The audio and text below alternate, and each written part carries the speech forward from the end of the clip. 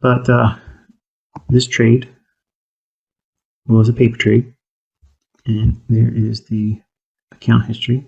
So from 100 all the way up to finally at $121,185. So 21.1% return, one trade.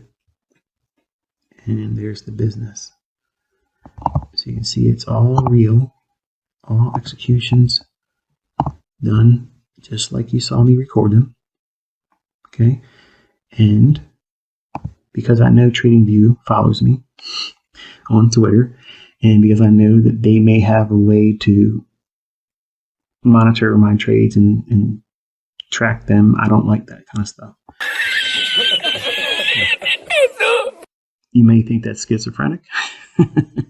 You may look at it as other reasons why. Oh, you're trying to hide this, you're trying to hide that. Well, actually, yes, I do. I will show you how to build up an account in 2023.